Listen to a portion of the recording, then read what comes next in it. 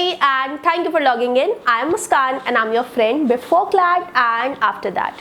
Welcome to part 2 of the video where I will tell you some 20% of the things which will impact your 80% of the results.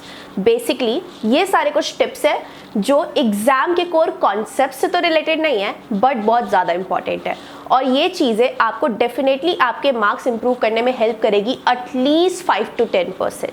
अगर आप लोगों ने इस video का part 1 नहीं देखा है तो I please request you to go and watch part 1 first. So let's begin. सबसे पहली चीज़ जो आज के वीडियो में बात करने वाली हूँ इज़ नंबर ऑफ अटेम्प्ट्स.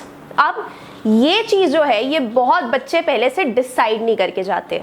आप लोगों को एक्यूरेट नंबर ऑफ अटेम्प्ट्स नहीं डिसाइड करने बट आप लोगों को minimum number of attempts decide करके रखने हैं और वो मिनिमम नंबर ऑफ अटेम्प्ट्स जो है वो आपके हिसाब से हो सकते हैं. बेसिकली आप किस NLU में जाने वाले हो, आपका गोल क्या है या आप किसी कोटा के अंदर कवर होते हो, ये सारी कुछ चीज़ें हैं जो आपको डिफाइन करनी चाहिए आपके नंबर ऑफ अटेम्प्ट्स. बट एक आइडियल केस सिनारियो की मैं बात कर रही हूँ यहाँ पे जहाँ पे एक जनरल अटेम्प्ट जो है वो एटलीस्ट 100 क्वेश्चंस का तो होना ही चाहिए. ठीक है, so this is the first thing.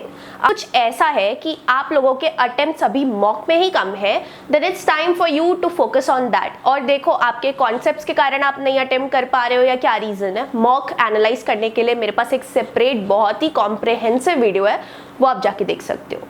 अब इसी से ही रिलेटेड मेरे पास दूसरी चीज़ है.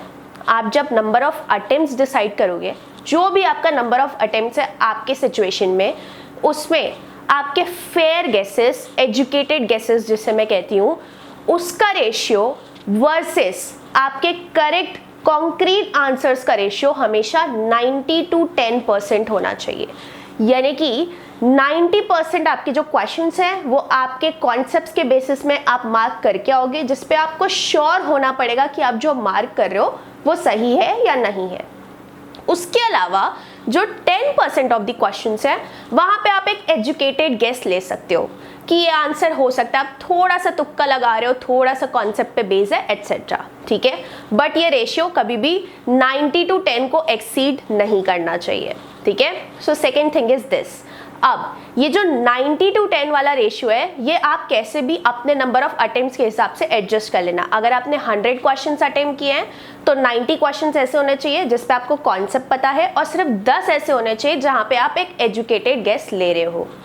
पर on the day of exam अगर कुछ ऐसा हो जाता है, in a very very worst case scenario ऐसा हो जाता है कि आपके अटेम्प्ट जो है वो 60-70 से ज़्यादा बढ़ ही नहीं पा रहे, मतलब 60-70 से ज़्यादा क्वेश्चंस ऐसे हैं ही नहीं जो आप अपने दिमाग से करेक्ट कर सकते हो, तो please try and make educated guesses only. क्योंकि 60 और 70 जो है वो बहुत ही कम नंबर ऑफ अटेम्प्ट्स हो गए. वहाँ पे अगर आपके नेगेटिव मार्किंग के साथ कट के बहुत ही कम चांसेस है कि आपका कोई स्कोर ऐसा बने जिससे आपको एक NLU मिल पाए. ठीक है, तो उस केस सिनारियो में it's always better to take a risk. तो वहाँ पे आप एजुकेटेड गेसेस लगा सकते हो, बट जहाँ पे आपके नंबर ऑफ अटेम्प्ट्स एक्सीड कर गए 100 को, वहाँ पे please be mindful of your accuracy versus the number of attempts. ठीक है, so these are some 2 points जो आपको ध्यान रखने हैं. Moving on to the third point, that is हमें पहले पैसेज पढ़ना चाहिए या हमें पहले क्वेश्चन पढ़ने चाहिए. अब इसमें मेरा ओपिनियन विल ऑलवेज बी कि आप पहले पैसेज पढ़ो. क्यों? नंबर 1, क्योंकि आप जब पहले क्वेश्चंस पढ़ते हो तो वहाँ से आपका एक दिमाग सेट हो जाता है और आप उसी हिसाब से पैसेज को इंटरप्रेट करते हो और वहीं पे ही एग्जामिनर जो है आपके साथ गेम करता है. ठीक है, एक कॉन्सेप्ट है that is cognitive load theory, यानी कि आपका दिमाग कभी भी 2 चीज़ों को लेके एक साथ काम नहीं कर सकता. तो पहले आप क्वेश्चंस पढ़ लोगे, उसके बाद आप क्वेश्चंस को याद रखोगे, फिर आप पैसेज में जाओगे, फिर आप पैसेज वैसे पढ़ोगे, उसमें सिर्फ आपका टाइम वेस्ट होगा. अगर किसी को भी लगता है कि पहले क्वेश्चन पढ़ के पैसेज में जाने से टाइम बचता है तो प्लीज़ करके देख लेना.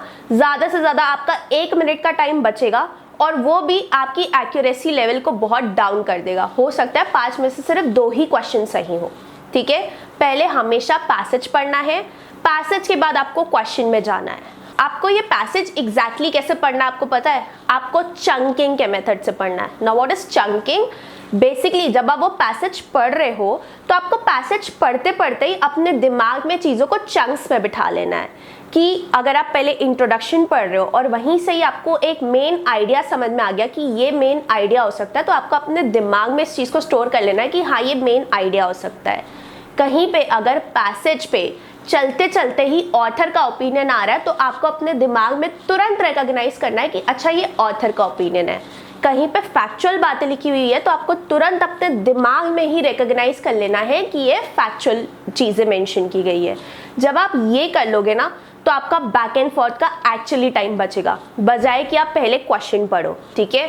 और इससे आपका एक्चुअली एटलीस्ट 1 मिनट तो सेव हो सकता है एक पैसेज में, और अगर 5 पैसेज में आपके 1-1 मिनट भी सेव हो गए तो आपके पूरे 5 मिनट सेव होते हैं, ठीक है। तो ये 2 चीज़ें ट्राई करके देखना, पहले पैसेज पढ़ना और पैसेज को हमेशा चंकिंग के मेथड से पढ़ना, दैट इज माइंड में मैप करके रखना। ये वाली जो टिप है ना इतना हेल्प करती है आपको, आपका जो टाइम है ना बैक एंड फोर्थ का वो बचा देती है। मेरी last and most important tip, and आपको लग सकता है ये बहुत ही ज़्यादा यूजलेस एडवाइस है, only until you listen to the story. मेरे सेंटर में एक ऐसा बच्चा था जो मॉक में हमेशा सबसे ज़्यादा मार्क्स लाता था, और उस दिन उसकी जस्ट बिकॉज उसने बहुत ज़्यादा अपने आप को ओवर फीड कर लिया था, उसे पूरा टाइम वॉमिट होते रहे और वह एग्ज़ाम सही से नहीं दे पाया। तो my advice here would be please be very mindful of what you are eating before 48 hours of exam. अगर आप कोई ऐसे हो जो एनजाइटी के प्रेशर के मारे ओवर ईट करते हो, प्लीज़ बी माइंडफुल, थोड़े कम प्रोसेस फूड्स और ख़राब फूड्स को कंज्यूम करो। और आप अगर कोई ऐसे हो जो मेरे जैसे स्ट्रेस में कुछ खाते ही नहीं हो, please survive on good liquids, have a lot of dark chocolates, yoghurt, water. और ये बहुत ज़्यादा इंपॉर्टेंट एडवाइस है, कोई भी ऐसा एक्सटर्नल फैक्टर आपके 1 साल या महीनों की मेहनत को ख़राब नहीं करना चाहिए। All right, I will meet you in part 3 of this video. Till then stay tuned and subscribe to my channel. Bye bye.